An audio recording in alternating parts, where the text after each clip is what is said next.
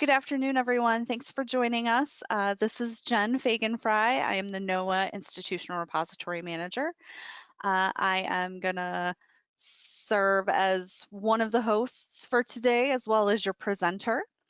I will mention that I do have Katie Rowley, our Outreach and Reference Librarian, on the call as well. She will be manning the chat box and the question box. We are recording this webinar, so it will be available after the fact. We will send out links to it. It will be available via the library's YouTube channel. And I also want to say, if you have questions throughout, please feel free to enter them into the question box. If Katie is able to answer that, she will for you. If not, we will revisit those at the end. I anticipate having time where we can have a discussion at the end or answer any questions folks might have. So with that, Jenn, I'm going to just share dive. your screen? I'm sorry?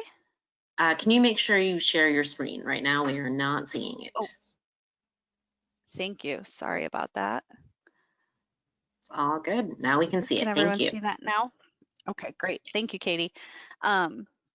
So now that you can all see my screen and slides, I will jump right in. I will mention I will provide these to Katie so we can make these available with the YouTube recording as well. So again, I want to thank everyone for joining us. Today we're going to talk about open access. This is our second installment in our Publishing NOAA series.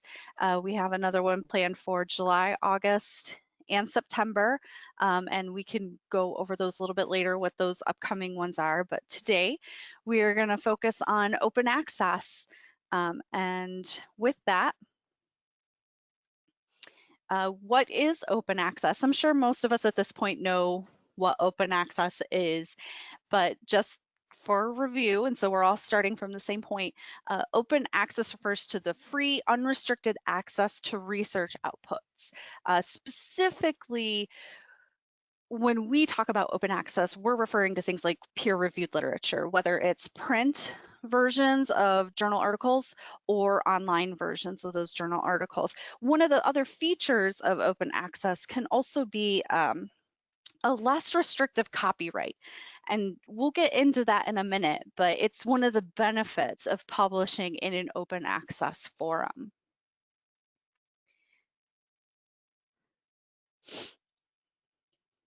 So what are the different types of open access? I know this can be a little confusing and nothing is super clear cut, but there's a number of different types of open access, and what I plan to do here is go through just a couple of them to sort of highlight the differences and what we're talking about. So the first one is what's considered diamond or platinum open access. And what that means is it is free, immediate access for readers, so there's no charge for subscriptions to libraries, to researchers. You can just access that article like you would anything via Google. The additional benefit of diamond or platinum open access is that there is no charge to authors for publishing within a diamond or platinum open access journal. So that means there's no APCs, which we'll get into that in just a minute as well. And that is because the funding for those specific journals and their operations comes from other sources. It doesn't come from those subscriptions or APCs.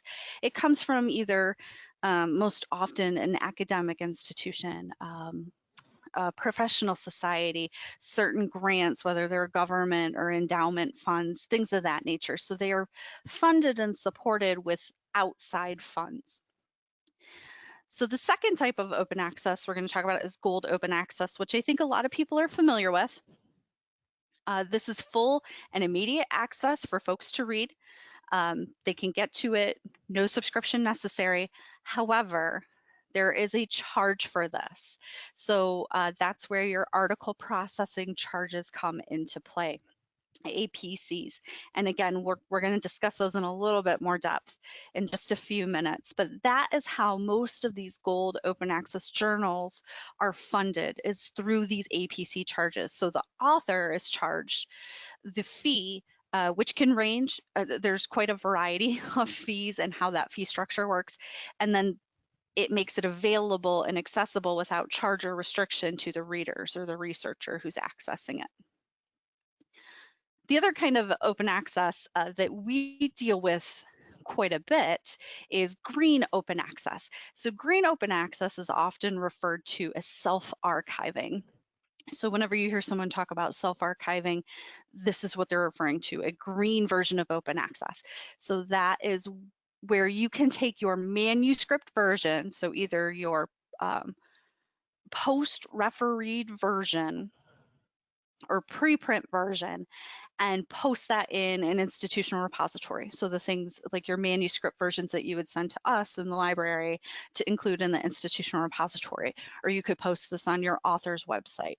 Or if you were working with an academic institution, it would go into their institutional repository.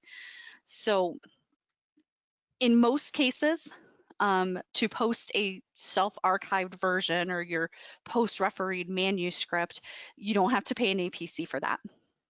However, a reader or researcher would still require a subscription to access the official version of that document. So that's what a VOR is. That stands for version of record. Researchers or students, whoever, the reader would need to have a subscription to that particular journal in order to access the publisher's version.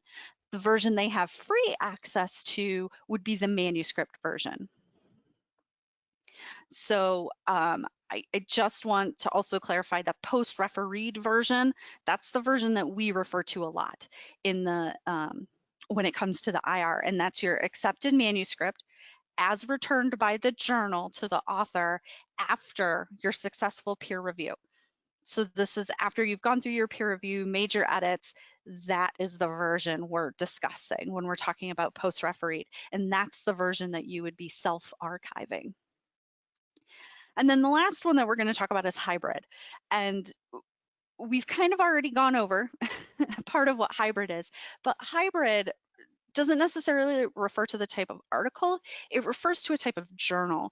So a hybrid journal is going to be a mix of open access articles, generally those gold open access where where authors pay an APC to make their article open access, and then non-open articles where the subscription to the journal is still required for readers to access those articles. So when you have a hybrid journal, those journals and publishers are funded with two sources of income, essentially.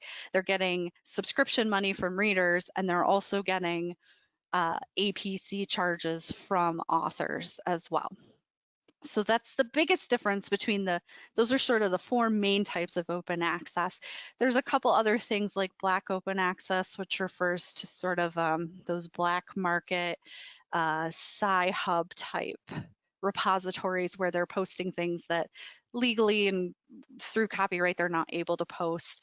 So we try to stay away from that, of course. So these are the main four types of open access that we deal with within NOAA and our scholarly publishing.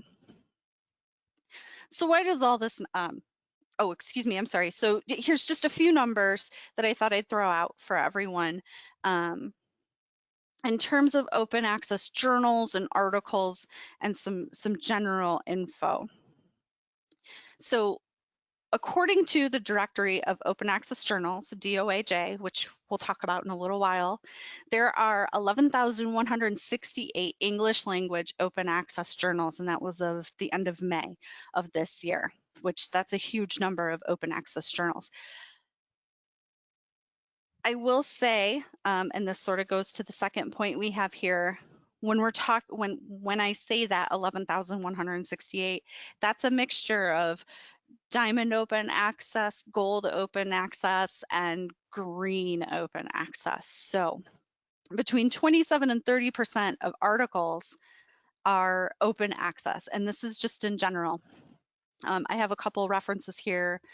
I have those tagged at the bottom, at the end of our presentation, so we can review those resources as well.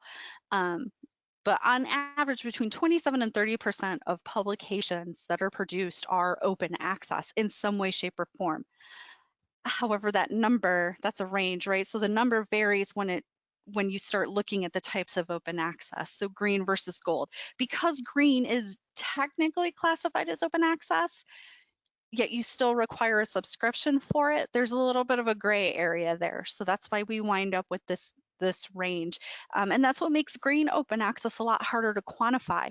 But it's also the most common and easiest version of open access because you don't have to pay the APC fees, but it does still make your article more accessible to the general public, to the research community.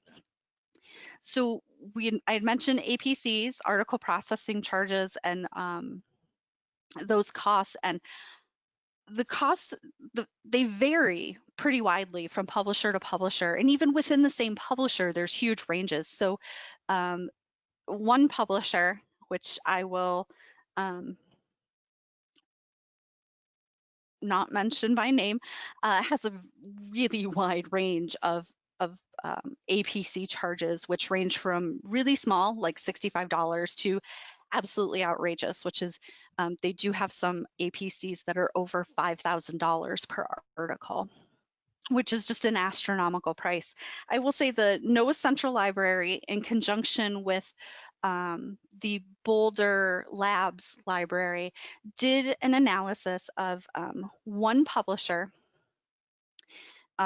over the course of a 3-year time period and found that the average APC that NOAA was paying to them was about $3,000 per article. Again, this is just one publisher that NOAA publishes with, but the average cost and the average amount that NOAA authors and the agency as a whole spent per article was about $3,000 over a 3-year period. So there's quite a bit of money being spent on these APC charges. Looking at Web of Science, because we all are very familiar with Web of Science, we in the library utilize this as a tool to track the publications that NOAA is putting out, whether they're grant funded or authored. Web of Science indexes 1,248 open access journals. Now, these are actual full open access journals, not hybrids. When you factor in hybrid journals where there are open access options, plus the full open access journals, Web of Science is indexing over 5,000 of these journals.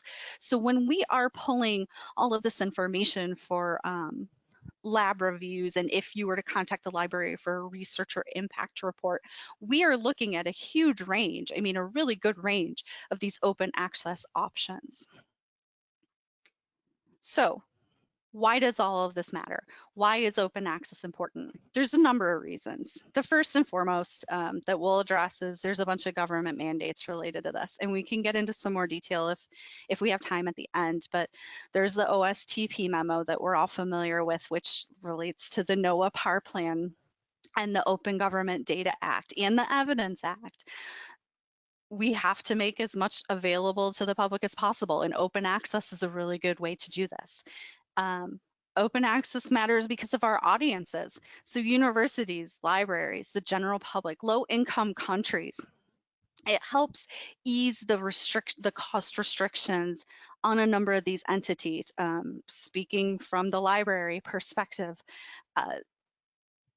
their budgets across the board tend to get cut for libraries, whether it's an academic institution, a public library. That tends to happen, and then hard decisions have to be made about what resources we can pay for, what subscriptions the library can provide to their users. The more that's available via open access frees up some of those funds. Another reason open access matters and a benefit to you as authors and researchers, it's easier access. If folks have easier access to your article, it means there's more downloads. It means there's more people with eyes on your work, your research, which means you have higher citation rates, which means your article and you as a researcher have a higher impact within the community and within that field of science. Also, open access matters because there are copyright things attached to this. So not only are we talking about just being able to read something, but when we talk about copyright, we're talking about distribution, reuse, derivative materials, things like that, licensing. So in the traditional publishing world, you're not able to build on a document per se without explicit written consent. And depending on the type of open access that you're providing, you can. That's where this concept of Libra open access is versus traditional copyright. And a lot of this is done through licensing. So let's talk about licensing and what that means. Open access licensing is most commonly done through Creative Commons licensing. So I'm sure a number of you are kind of familiar with this. But Creative Commons licensing is sort of a standardized way to grant the public permission to use their creative work under copyright law. All Creative Commons licenses require credit be given to the author. So you have to cite the author. But then there's different degrees beyond there. So I've listed a lot of these here, and I've provided sort of the seals that you would see in each of these instances. So CC-BY, I have a little star by this because if possible, and this isn't always what works best for an article or for an author, but if possible, you can provide something in an open access forum that allows you with the CC-BY license. We as the library recommend that's the best way to go. It allows for distribution, remixing, adapting, building upon. It allows for commercial use, but most importantly, it means anyone can access that. It is free and open via the publisher site to anyone and everyone. It's the most open version of all these licenses. CC-BY SA. So SA is shared alike. So essentially a CC-BY SA means it has all of those same benefits as the CC-BY. However, any derivatives must be shared alike, which means if you take a CC-BY paper and derive something from that, you give credit to the author, but you also have to share that paper that you just created as a CC-BY. So it means you're essentially duplicating the copyright license as well. CC-BY NC, it allows for that distribution, remixing, adapting, and building upon, but it does not permit commercial use. Only non-commercial use of the work is permitted. CC-BY NC-SA. As you can see, these sort of just build off of each other. So it's just like the CC-BY NC, but again, your derivative or adaptation must be shared alike. So it must be shared under that CC-BY NC. CC-BY ND means that you are not allowed to adapt, to create an adaptation or a derivative of that. However, you can still copy, distribution, all of those rights still remain. And then CC-BY, NC, ND, non-commercial use and no adaptations or derivatives of the material. However, it is still open access. It's still available for people to read and copy and distribute. So how do you determine a journal's level of open access? Part of the publishing process is deciding where to publish your article, right? And first and foremost, you should always publish in a journal that serves your paper and your research the best, whether it's open access or not. Sometimes a journal where that paper should be is not open access, and that's okay. That's just the way things work in publishing right now. However, if you have some leeway, looking to see if a publisher allows for open access and what level it is should play a role in your decision as to whether to submit a paper or something to a particular publisher. So one of the places you can look is the journal publisher's website before you submit. There's often a whole section on author copyright, author rights, copyrighted statements, things of that nature. And all of that should be listed publisher-wide. Within certain publishers, each journal may or may not have their own information, but that's one of the main places you can go when you have a specific journal in mind. Another place you can go where you can find all publishers or all journals is Sherpa Romeo, which I have links here. I think Katie will be putting some of those in the chat for everyone as well. And we'll make these available for you after the presentation today. Sherpa Romeo is actually a project out of the UK where they aggregate all of this publisher information about open access policies and copyright policies. You can just type in your journal title and it'll pull it up and let you know if you could send the IR your manuscript, or if you could send us the publisher's version. If it's open access, it'll give you all of that information right in there. Another place you can look is the directory of open access journals. I mentioned this briefly earlier. It is an online directory of open access journals. They do have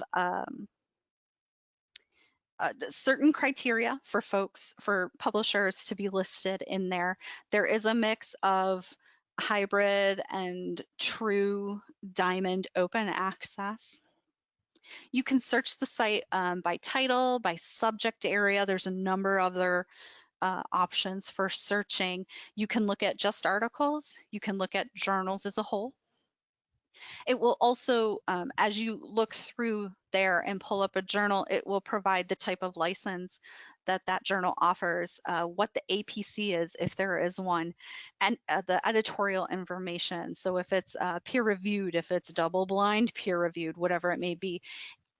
And most of the entries in there will provide you with a timeline. So how long it takes the publishing process from, the publishing process from submitting through publication.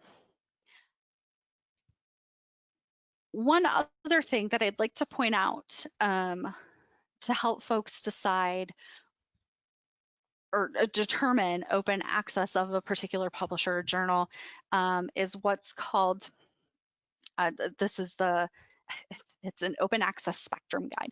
So what it was is created by PLOS, the publisher, and let me spell this out, SPARC, which is a global coalition of advocates for open access. It stands for the Scholarly Publishing and Academic Resources Coalition, and OASPA, which is the Open Access Scholarly Publishers Association. It's a collaboration between these three entities. I've linked the PDF here, and I think Katie has that link as well to provide for you in the comments. But what it does is it identifies 6 core open access elements: readers' rights, reuse rights, copyright, author information, machine readability, and places that on a spectrum from open, like it's a completely open option, all the way down to closed. The most open being at the top, closed aspects being at the bottom. It's a really interesting guide. I recommend everyone take a quick look at it. It does come in a PDF format, and it does have some explanatory information and how best to use the guide. I thought it was a really useful resource. So this is just another tool for everyone to use when deciding if to publish in an open access journal or a journal or not. So since we're talking about open access, I would be remiss not to mention predatory publishing. However, I'm not going to go into a ton of detail about predatory publishing today because we are actually going to do our third installment of this series is about predatory publishing. So that will be on July 9th, which is a Thursday at 2 p.m. So please join us for that. But just briefly, predatory publishing is exploiting the open access publishing model for profit by creating sort of pseudo-academic journals. Generally, these are deceptive. They falsify editorial boards and services. They make up impact factors. There's a real lack of quality, and one of the most common aspects is there is no peer review for these. Things are just published. They're just toss them up there. But take your money, take your APC charges. They charge you for putting these up without the proper peer review. Trevor Riley, our head of reference and research services, has actually created a really great predatory publishing guide, which I've linked here. And he goes into a number of ways to identify predatory publishers and resources to check. One of them that we provide in the library is Cobbles, which I've linked here.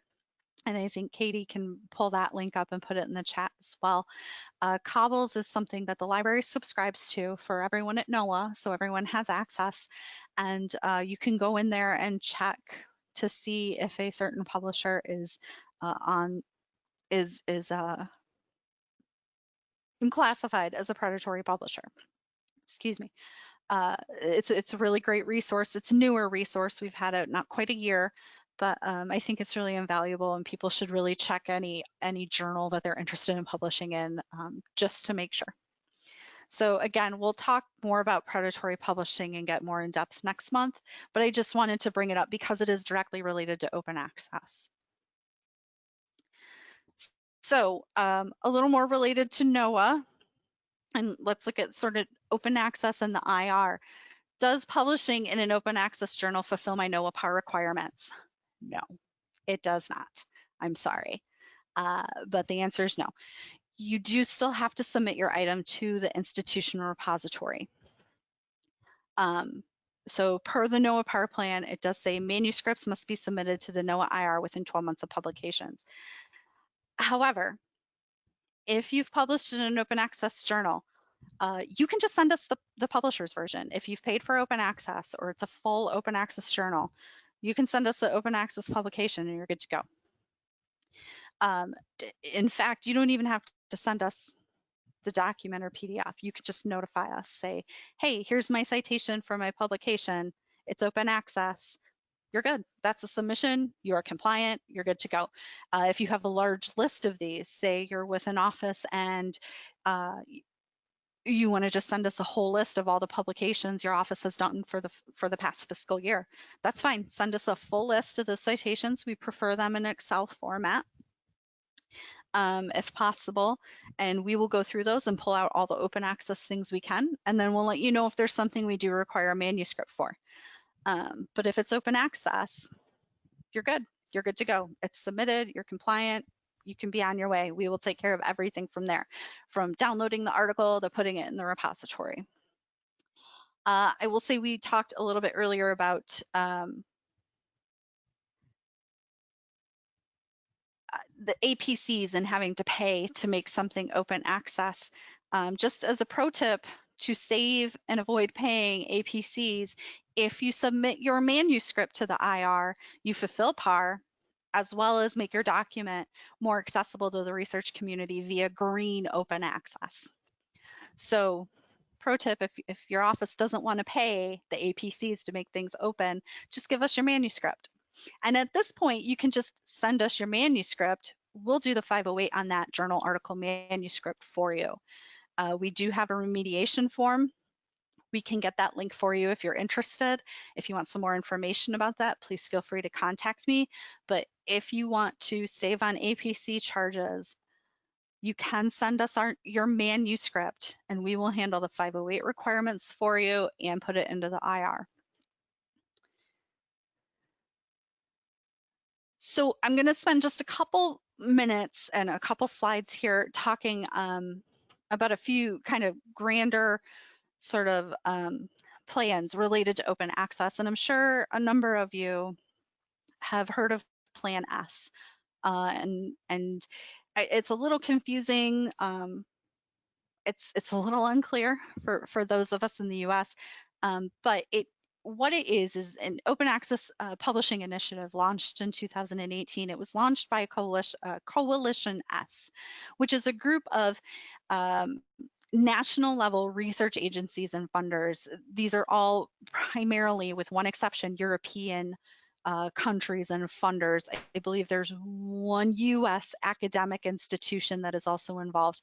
I've linked here to a list of the members just so folks can see it, but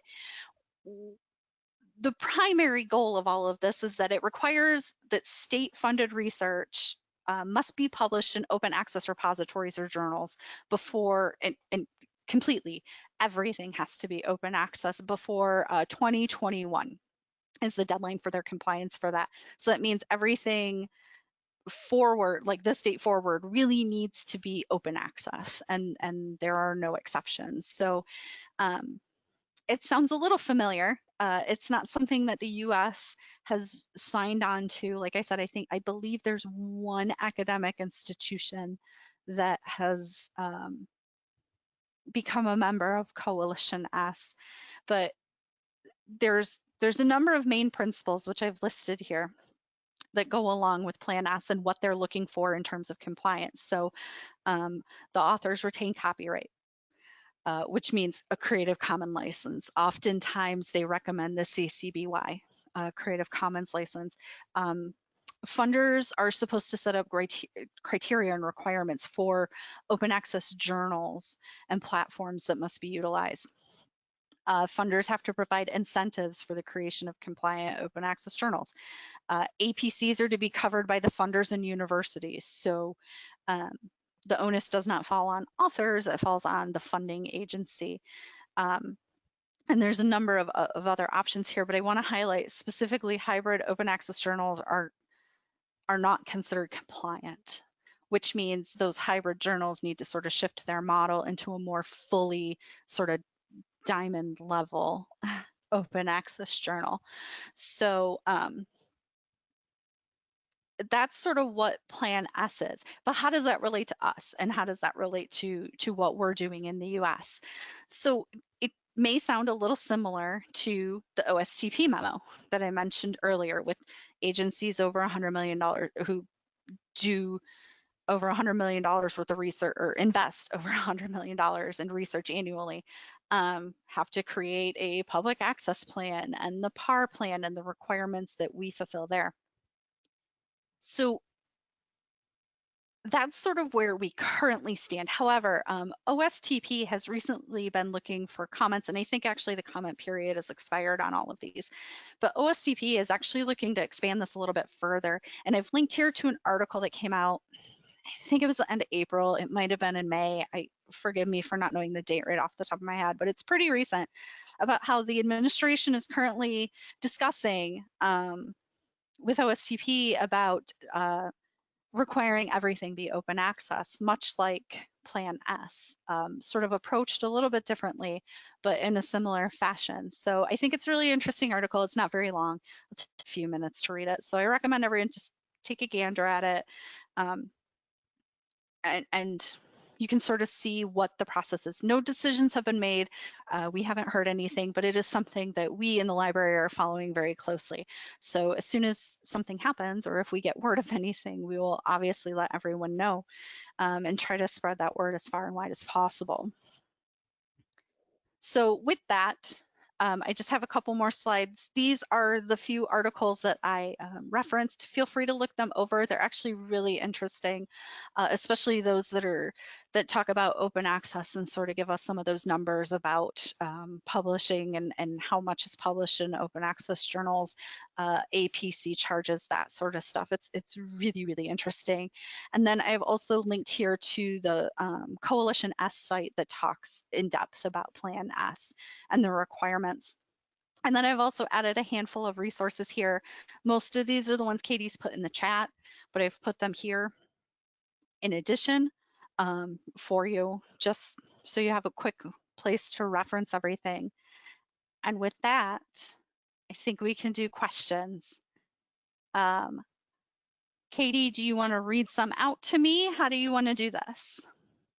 Yes, I can read some out to you. That would be good. Okay. So the first question I think is a really great question from Elizabeth Holmes. In cases not addressed, as government employees, our work cannot be copyrighted. How does this affect open access, if at all? That is an excellent question. And it's a big sticking point with a number of publishers. We have had a few people ask about, like, when you submit to a publication, they ask you to sort of sign away your copyright, and you can't do that. You're a federal employee. That is all true. So nothing that technically a federal employee or a contractor working on federal time, all of that is essentially free from copyright, except when it's not. So it gets a little complicated. I am not a lawyer. I don't want to get super into the legalese of it, but we do have some language that I'd be happy to send and share with folks about this that has come from general counsel and some other resources to discusses essentially, it's a real hairy and gray area. Does it impact your ability to sort of sign any of those agreements? Not really. I'm not 100% sure how to answer that question because, again, it is a really complicated area, being government employees and how it works with a traditional publishing model. So, again, we still recommend people do open access because it's a little bit easier and makes things more open. That being said, you're never at any point signing away your full copyright because you can't. There was no copyright in the first place, if that makes sense. What I can do, like I said, is I have some better language and explanation somewhere else that I can share with everyone if they would like. Just let me know. I can actually, what I'll do is I'll attach all of that to another slide for this presentation so that when we put the presentation up, that info will be available as well. I don't want to misspeak too much on that point, and I know I have the language somewhere. Thanks, Jen.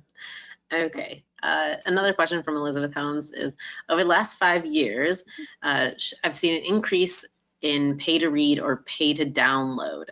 Is this changing open access? So are publishers reducing open access because they want to get more money from pay to read? That's a really good question. I have seen a few of those things about pay to read. My concern with some of those is, are those predatory in one way, shape, or form? While most predatory, when we talk about predatory publishers, right, we're thinking they're more preying on authors, especially young, new authors, new researchers and scientists within fields. But I do think there's a secondary way that folks have established predatory publishing, and that's charging folks with a pay to read. That's a really good question. Wow, Elizabeth's got all the hard questions today. I don't know if it's necessarily changing sort of the open access landscape or outlook. I do think that's still in its infancy with that pay to read.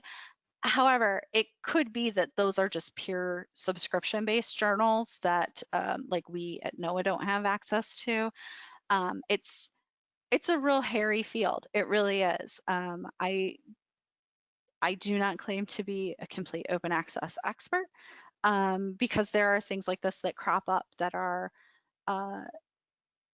new, and I don't know what that means long term. Great. Okay, and next question. Does submitting a DOI fulfill the NOAA PAR requirement? If it's an open access journal article, what you can do is via the submission form, you can put in your DOI with the article title and the author info, and that would be fine. Or you can email it to us at noaa.repository@noaa.gov. If you put in your, just put in there the article title, the DOI. We ask for both because sometimes people have the wrong link copied on their key, whatever it may be, just so we can make sure that those two things match. And then who we would need to contact if there is an issue for whatever reason. But yes, if it's open access and you just submit that info to us, that's fine. Perfect. Alan Collins says, in NIMS, we are placing published papers and information in the research publication tracking system. Does this information get harvested for the NOAA IR? Harvested, no. However, we do have a link with RPTS at the end of your publication process. Once you're published, once you are your document is completed, it's gone through its approvals, it's being published, there is an option to submit directly to the IR from RPTS. And it is, I think it's all of a 2-click submission. Essentially, you click the button, it'll ask you if your item is Section 508 compliant, and you put yes or no, and then you submit it to us. If it is a tech memo, or something of that ilk, a NOAA publication, it has to be 508 compliant. If it is not, it does not have to be 508 compliant. Again, we are now providing 508 remediation services for journal article manuscripts only. I will have, I'm sorry, I should have pulled it up for you, Katie. We will include the 508 remediation request form in there. When you submit your manuscript to that form, it will, it's considered a submission as well. So we currently do not have that linked up with RPTS. It is something we are working towards, but there is a way and we're working to improve that way. So please stay tuned on that. It is something we are working with the NIPS folks on. Awesome. Okay. We have Steve Lonhart, who would like you to kind of walk through an example of how to avoid the APC charges.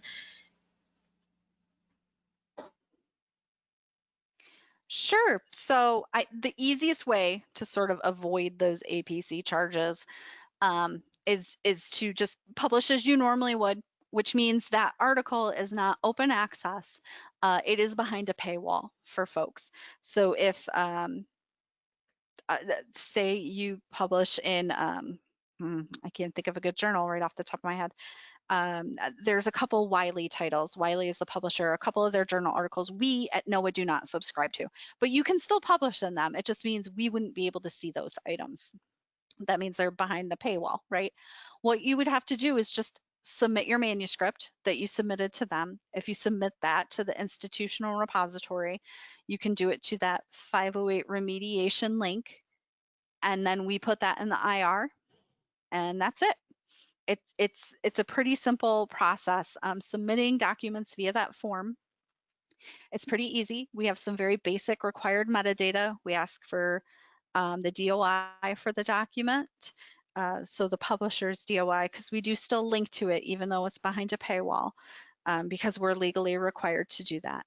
And the title, the author name, so your name, and I think that's all the required information. And then you would just have to upload the document to us in a PDF format, and that's it. So that would be how you would sort of get around paying those APCs, is you would just submit the manuscript to us directly. So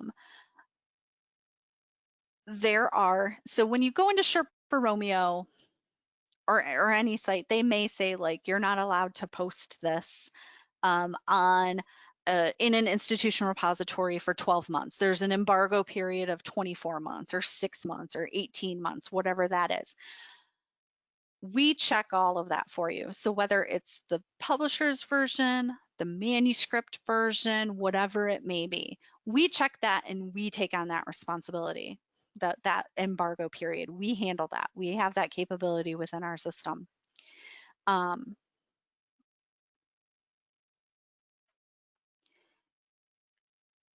think that helps, Jen. I think, okay. I'm trying to think if not, add another question. If I didn't address something with that, let me know.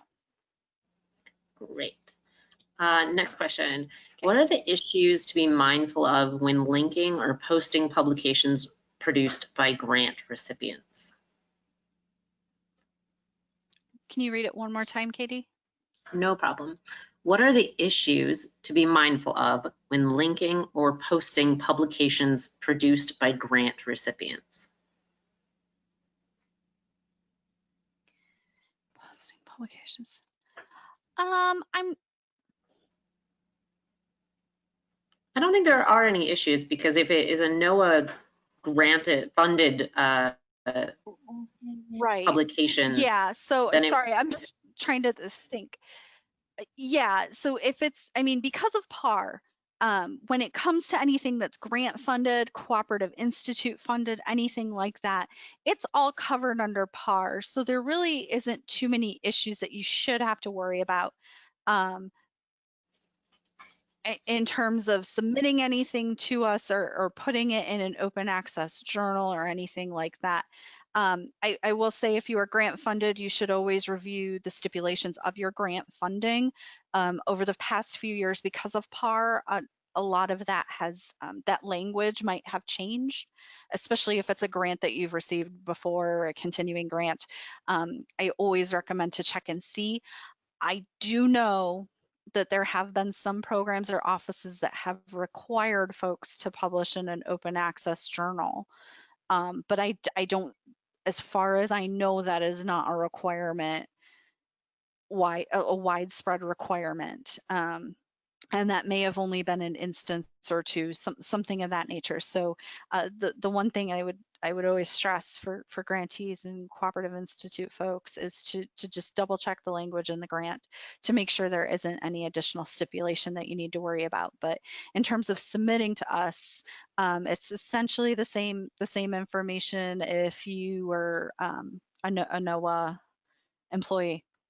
The same sort of things apply because the PAR plan does loop in grant funded materials. Awesome, thanks. Okay, Kurt Whitmire asks, who handles 508 remediation for tech memos? Is it the author, the tech memo editor at our program office, or the library? So the library does not handle 508 for tech memos or tech reports. At this point, we have left that up to the office. I know some offices have a dedicated person that they have tasked with doing it. Some offices make the authors do it. Some offices have a combination of the two. So you'd probably want to check with your supervisor or program manager just to see how they want to proceed with that process. That being said, the library does offer tutorials. We have Section 508 office hours, sort of open hours. There's a Google Hangout that people can drop in and drop out. We're there to help you sort of navigate what to do, what's required. That information is in a couple places. I am working to update our Section 508 LibGuide, so it has that information in there as well. It does not right now. I'm sorry. I'm a little slow on that one, but you would probably need to double check with your office. But at this time, the library cannot offer 508 remediation services for NOAA publications, just the journal article manuscripts right now. Awesome. Nicole Rice is saying procurement will be interesting if when it is required that we make everything open access. Currently, we can't put anything under 3,500 on a government purchase card. If things go over that amount, it may get tricky. Yes, and that's a really great point, Nicole. Nicole meant over, also, not under. Yeah, I got the gist. I knew what she meant. Which I think is another good reason for people to consider sort of that green open access option, because we do have that now that we have the institutional repository and it's fully functioning and rocking and rolling. I do think it's a good way to sort of avoid some of those really large APC fees. Some of them are absolutely astronomical. I mean, I've heard of some publishers charging upwards of $5,500 per one article, which is just mind-blowing to me. So opting to go with the green open access route, while it is a tiny bit more work in that you just have to submit your manuscript to us instead of just like hey, here's the DOI for my article titled this. But I promise it's a real quick and easy process. Thanks, Jen, Nicole. for green green open access, do all journals offer a green open access option? That's a great question. Almost all of them do. There are a handful of publications that do not allow any posting of any version of a publication. They are few and far between. Also, I will say, as a federal government repository, we actually have a little more leeway than, say, an academic repository, than something at like Georgetown or American University. Their repositories have a few more restrictions than we do because we are the government. We have a little bit more leeway with some of those. So yes, there are some that do not allow green open access. It is very, very rare though. Okay, so if you go the green open access route, there will be no APC charges and you can put it in an IR. So that would be the reason for doing this. Yes. Okay, so Steve is saying he's still a little confused about the IR and green journals. If there's an embargo by the publisher for 1 year, can the manuscript version, not the VOR, be accessed during the embargo period? Generally, no. That's a great question. So during the embargo period, essentially embargoes serve as a way for journals. Oh, this sounds bad, but I'm going to say it. It serves as a way for journals to get their money because they want the money, right? I mean, they're publishers, they're a business, they're in business to make money. The embargo period serves as a way for them to ensure that they're at least going to recoup some of their costs. So that means that even that green version is not available for those 12 months. That being said, we do embargo things like we're supposed to. It's an automatic process within our system. We put that information in with the metadata loaded up to the system. If someone was searching for that item, they would be able to find it in the IR. They wouldn't be able to access the document until the date that that embargo period is over. And the embargo period ends, on average, it's a 12-month embargo period, right? That is 12 months from the date of publication. So not the date you submit it to us. So a lot of times folks will submit a manuscript to us and it has a 12-month embargo from the publication date. Well, it was published in December and they sent it to us in July. So really there's only 5 months that item's still going to be embargoed. Again, we handle all that on the back end. So come midnight on that day, it's up and live. People can access it right away. But yes, you are correct in that if there is an embargo period, the only version that can legally be accessed is via the publisher site, that VOR, version of record. However, I know there are 1 or 2 publishers where, as a federal entity, we actually have a shortened embargo period. I wish I could remember what they are off the top of my head, but instead of 12 months, it's like 6 months. So again, it's still better to get it to us than not get it to us. But yes, the manuscript would not be available during that embargo period. And Jan Thomas has chimed in to say that those two are AMS and AGU, those 2 journals. Thank you, Jan. Thank you, Jan. AMS and AGU. Okay, so Steve wants to clarify. So even if the journal always charges for the PDF, after a year, you could get it for free from the NOAA IR. Correct. Okay, I'm glad that Steve asked to be this clear, question. it's the manuscript version that would be available via the IR. But yes, after a year, it would be available there, even though the journal may still be charging for the other version. After a year, it's free and available. The manuscript is in the IR. Yes. Awesome. I do have one more question from Steve. By manuscript version, is that the galley proof? It is not. That's a great question, Steve. So galley proofs are not the same as the post-refereed version. The galley proofs actually are sort of the step after the version we're looking for. So when you go through the process, you send your manuscript, they provide comments and questions, whatever it is. You clarify that and make those adjustments. And then that version that you're resubmitting back to the publisher, that's the version we want, where you've made those changes and you're sending it to the publisher to be like, here it is, make my galley proof so I can see what it's going to look like. That's the version we want. We want that one. Yes, what we're That's avoiding. A great question, Steve. Thank you. Jen, I'll just clarify. We're avoiding the formatting and all of the graphics that the publisher would place on it, correct?